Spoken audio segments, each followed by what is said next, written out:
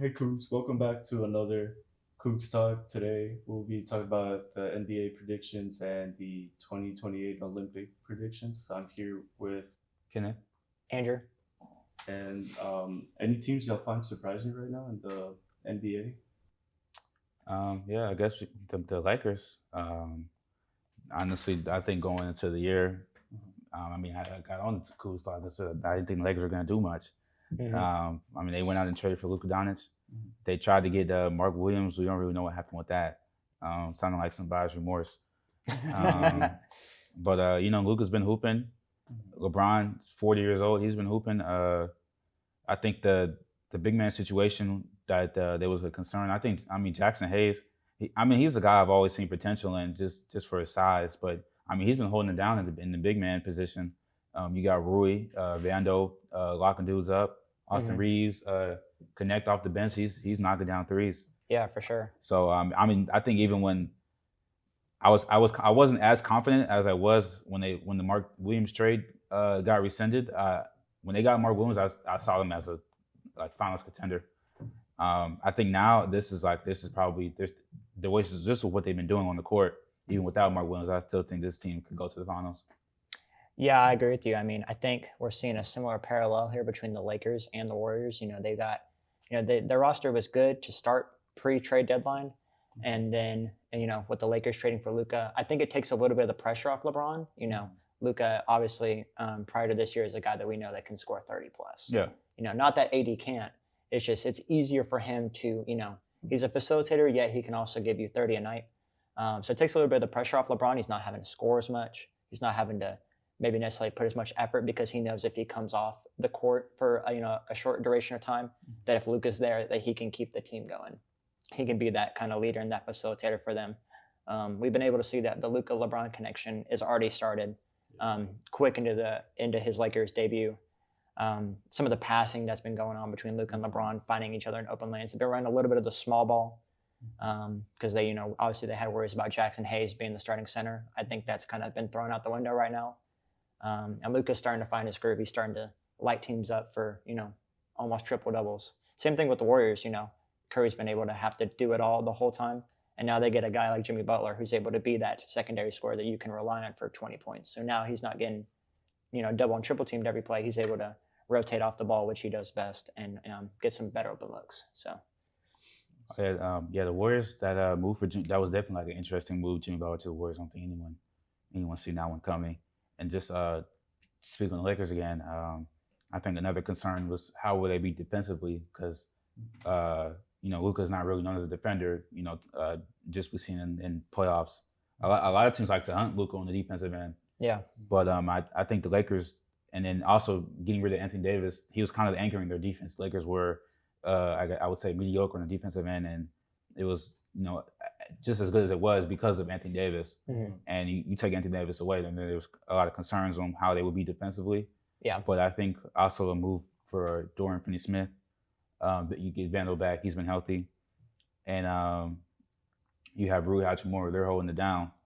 And then LeBron, he's 40 years old. He's still guarding dudes. So I think they're faring well on defense, despite on what people thought initially.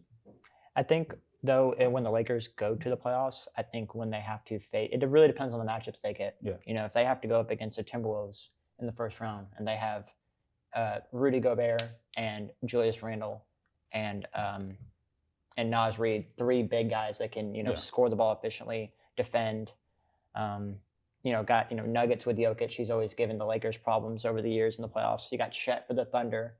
Some of these big 7-foot guys that can draw you out to the 3-point line and also hit the mid range and also play in the inside the post and inside the paint. It'll be an interesting adjustment to see how LeBron and Luka kind of cater to that and how some of their wing defenders kind of cater to that. It'll be a real test for them on the defensive side of the ball when they have to score with some of these high scoring teams like the Thunder or the Nuggets. I think the best case scenario for them would be if they get that 2-7 matchup with Golden State. Mm-hmm. I just looking at names on paper, I think the Lakers match up really well with that team. Yeah. I mean, LeBron knows all of the Warriors' tendencies, it feels like, over the years. He knows everything that Steph's going to do. Draymond, Gary Payton off the bench. You got some guys that have been there for a while. And so LeBron's able to kind of decipher and use his IQ to kind of be that guy that changes the narrative of the game. Maybe they, obviously you're having to guard the greatest shooter on the planet Earth. You're having to guard a guy who's been in the finals multiple times in Jimmy Butler. And so it'll be interesting to see how, LeBron kind of basically controls the game himself and then brings it on to Luka from the scoring side. I think the Lakers, will match up well in that series for sure. Most definitely. Is there any other player that y'all feel like could come up this season or like be like an underdog besides the players y'all just named, like LeBron, Luka? Surprisingly enough, the Cavaliers and Donovan Mitchell. We've talked about the Cavaliers all season. They have currently 50 wins and 10 losses. They're the best team in the NBA. However, people talk about them like they, aren't going to do well in the playoffs. And yeah, I get that they haven't been to the finals in recent times since LeBron, and Donovan Mitchell has struggled in the playoffs. But he's playing at a all-time level right now. Him, Garland, Mobley, and Allen, four perennial all-stars or, all-star candidates for that matter. He's been able to keep that team afloat. They've been really good at home and really good on the road. They haven't really struggled much. They've beaten some of the top teams. They beat the Celtics a couple of times. They've beaten teams like the Knicks, the Bucks. So, I think they're really flying under the radar. Same with the Thunder. People always talk about Shea MVP and how they're, kind of flying under the radar because they haven't really been to that, that NBA Finals thing yet. They got beat by the Mavericks. And I think, they're both leading their respective conference. So I think we need to put more respect on the team name for sure. Yeah, most definitely. I do think the Oklahoma City Thunder are going to be a team that we see in the Western Conference Finals this year. I thought we should have got that last year, but things didn't work out for them. And then over in the Eastern Conference, I think everyone is still under the impression that the East is going through Boston. And they're the 2 seed right now, 7.5 games behind Cleveland. Right now it's looking like the East is going to go through Cleveland. And I think a team that's disappointing that, they aren't really good as what we thought we were is the Knicks. They are 40-20. Yeah. But just on what they put on the court, I expect them just to have a better show of things. They are getting by and winning games, but people had the Knicks in the Eastern Conference Finals going into the year when they made that move for Cat. But I don't see that happening. And then back to your question on the underdog, I'm looking at a Cade Cunningham or a Paolo Banchero. Interesting. I'm surprised y'all didn't mention Anthony Edwards or somebody like that right now. Yeah. How come? With the Wolves, actually, let me slide back to that question real quick. Yeah. I'll cover the Knicks real quick, and then some of the players, and then I'll answer your question. I'm the same way with the Knicks. Mikal Bridges, Cat, Brunson. Especially when you gave up 7 draft picks from Mikal. Exactly. You have on paper the guys look good. Yeah. But when it actually comes to translating on the court, they've been struggling this season. I think Cade is a very dangerous guy. The Pistons are above 500 for the first time in a long time. 7 games to be exact. They just were on a big winning streak, and Cade's been the leader of that. They have a bunch of young guys. They're building through the draft. Same thing with the Magic. They're also building through the draft. They struggled a little bit this season, but injuries have kind of played a part in that. So I think those are 2 teams that if they make the playoffs, depending on the matchup that they have, they'll be dangerous. I think that my main thing with the Magic is that they have a lot of guards on that team. Yeah. And they're kind of all do the same thing. Like, yeah, okay, you have Jalen Suggs, he just got hurt. I like Jalen Suggs, but you have Cole Anthony. But is Gary Harris still in the Magic? They had Markelle Fultz last year, a couple years ago. He's gone. But then they went out and got Anthony Black a few years ago in the draft. I didn't think that was a good pick for them. But he's getting minutes. They're trying to develop him. Yeah. Just because that was a lottery pick. Yeah, they do have too many guards. It's transitioning to the Timberwolves. I feel like some of their guards they have a team on paper that can get by maybe a round or 2, but they need other guys to step up. Mike Conley is their facilitator. He does a serviceable job, but he's not that elite guy. They have DiVincenzo, serviceable guy, but he's not that elite guy. It kind of all falls on Anthony Edwards, and then the next guy in line would be Julius Randle or Naz Reid. But I don't think Julius is the same player that he was with the Knicks. I think it's just because Anthony Edwards is more ball dominant. And he's got to, watch the attitude. He's picked up his 16th tech, served a 1-game suspension against the Utah Jazz. You just got to watch that in the playoffs. Somebody could get under his skin and he cost them a game maybe in the playoffs so they can stick into a play-in. Because, NBA, seven technicals and then you're suspended. And we've seen that happen with Draymond Green a couple years ago. I I said this last year during the playoffs. I think Anthony Edwards is there talent wise. It is more so a maturity thing. Um, and then his personality, his antics, I don't really have an issue with it. I mean, he's cussing in post game. It is what it is. He's 23. He's Anthony Edwards. I don't, it is what it is. They say he needs PR training. I don't think so. But I think it's more so the on court stuff. You can't be getting technicals. Yeah. You can't be getting suspended. That hurts your team. I thought they were going to penalize him more for throwing the ball into the stands after getting thrown out. He's sure. lucky. He's lucky. He got by with that. So I think more so it's a maturity thing. Even but he is a confident player. Like back in the summertime when he was on Team USA, he's like, I'm the number one option. He's on a team with Bron and KD and Steph, and he's telling them I'm the number one option. So I don't have no problem with Anthony Edwards. It's just can't be getting text. Oh yeah, absolutely. How do y'all feel about the Rockets so far this season? The Rockets, man. I mean, on paper and on the stat sheet and record-wise, they look good. 37-23. However, we have slipped a little bit. We've lost a couple games to teams that we maybe should have beaten.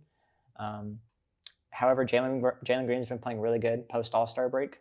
Sengun's been doing well. Dylan Brooks has kind of gotten into a little bit of feisty trouble, arguing with a couple guys, but that's okay. Amen's been playing really good. He served in the Rising Stars game, so I thought that was a big, important component for us. I think my biggest concern heading into the playoffs, if we make it, is just the lack of experience that we have. We're going up against teams that either have been to the playoffs or have gone all the way to the finals. The Thunder have playoff experience. Lakers, Nuggets, Grizzlies, Clippers, Warriors, Timberwolves, Kings, Mavericks, they all have playoff experience from this past year, and they fell off the top 10. So not that we don't have playoff experience, but it's been a while since the Harden era.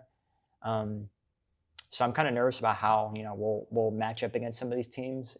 Maybe Ime can throw out some different defensive schemes that'll get us by maybe a round, but it'll be hard to go far if we can't play well. Oh yeah, just I think the Rockets have greatly overachieved this year. I mean, I had them being like a playing team as they were last year, but we have seen the leap with Amen Thompson.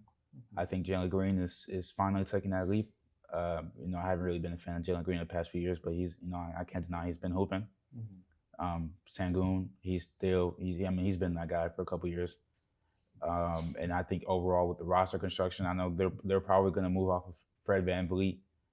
I think aren't the Rockets getting a lottery pick this year from one of these teams? They're Brooklyn, maybe. I think it's Phoenix. I think they have Phoenix's pick. Phoenix, so, yeah.